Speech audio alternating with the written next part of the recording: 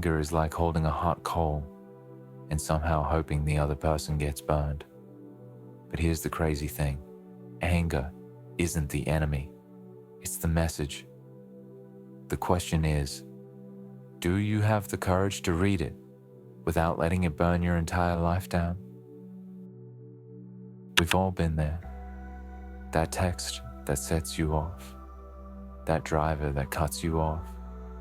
That one person who knows exactly how to push your buttons. And before you know it, your heart's racing, your jaw's tight, and you're already drafting the perfect comeback in your head. Anger is fast. It hijacks the system.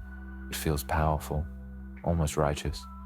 But most of the time, it leaves us with regret, or worse, turns us into the very thing we were mad about.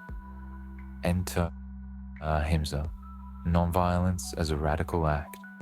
The yogic tradition offers a surprisingly bold solution, Ahimsa, nonviolence. And this isn't just about not punching anyone in the face. Ahimsa is a mindset, the refusal to harm, in thought, word, or action. Anger wants you to lash out. Ahimsa asks you to pause, breathe, and choose differently. This is not weakness. This is a warrior's practice.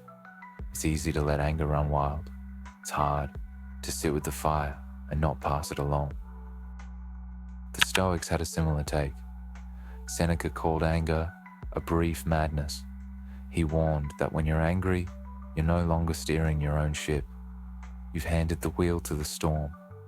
Meanwhile, Buddhist philosophy reminds us that anger is really just suffering in disguise. It's pain wearing armor. It wants to be seen and understood, not suppressed, not ignored, but not obeyed either. Imagine anger like a dragon that lives in your chest. Every time you feed it, by yelling, ranting, exploding, it grows stronger. But if you lock it in a cage, pretend it's not there, it grows bitter, resentful, waiting for the day it can break free. Ahimsa doesn't tell you to kill the dragon. It teaches you to tame it, to turn its fire into warmth instead of destruction. I won't lie. It's not easy to master your anger. Even once you've understood Ahimsa and tried these tactics, you'll naturally oscillate between states of anger and states of calm. The trick is to keep persisting with this method, and gradually you'll find there are less triggers to your anger, and the time taken to calm yourself down becomes less and less. So, here are some practical tools on how to apply Ahimsa. 1. Pause before you strike. When you feel anger rise, stop, literally. Even a single deep breath can interrupt the chain reaction. 2. Translate the fire. Ask yourself, what is this anger protecting? Most anger hides fear, hurt, or a boundary that's been crossed. Identify the real cause before you respond. 3. Choose creative action. Instead of lashing out, channel that energy into something constructive, a calm conversation, a workout, even art or writing. Ahimsa doesn't mean doing nothing. It means doing the right thing, in the right spirit. Here's a short story of the Buddha to help further illustrate Ahimsa. Once, a man came to insult him publicly.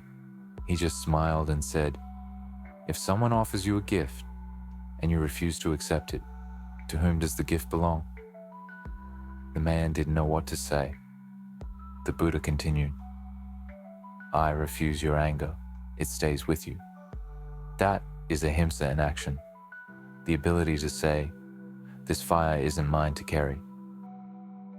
Here's your challenge.